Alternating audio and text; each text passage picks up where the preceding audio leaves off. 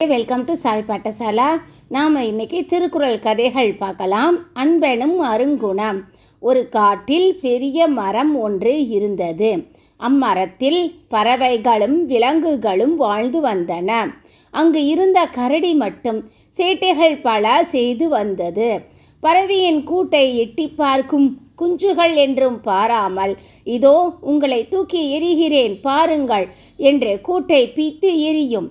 குரங்குகள் வந்தால் தங்கவே இடம் தராமல் துரத்தி விட்டு விடும். சில சமயங்களில் குட்டி குரங்குகளின் தலையில் குட்டு வைக்கும். அவை தலை வீங்கி அழுவதை பார்த்து சிரிக்கும். இவ்வாறு யாரிடமும் அன்பு காட்டாமல் வெறுப்புடனே நடந்து கொள்ளும். அதனால் பறவைகளும் குரங்குகளும் வேறு மரத்திற்கே சென்று விட்டன.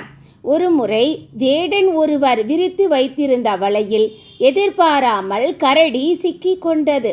அது காடே அதிரும் வகையில் சத்தமிட்டு அலறியது. வேடன் விரித்த வலையிலிருந்து தன்னை காப்பாற்றும்படி கதறியது.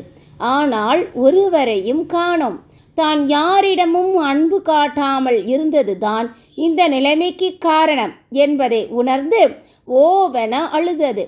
இவ்வேளையில் கரடியின் சத்தம் கேட்டு வந்த பறவைகள் வேடனை கொத்தி கொத்தி துரத்தின.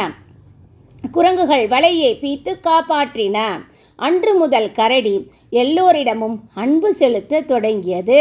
இதனுடைய குறள் என்னன்னா, என்பிலதனே வெயில் போல காயுமே அன்பிலதனே அறம். அன்புடைமை. குறள் 77. என்னுடைய விளக்கம் என்னன்னா, எலும்பு இல்லாத உயிரை வெயில் காய்ந்து வருத்தும், அதுபோல அன்பு இல்லாத உயிர்களை அறம் வருத்தும். இதனுடைய நீதி கருத்து என்னன்னா, நம்ம எல்லார்கிட்டையும் ரொம்ப அன்போடு இருக்கணும் அப்படிங்கிறத இதனுடைய நீதி கருத்து. என்னுடைய சேனல் சாய் பாட்டசாலா ஷேர் பண்ணுங்கள், சப்ஸ்கிரைப் பண்ணுங்கள், கமெண்ட் பண்ணுங்கள். தேங்க்யூ.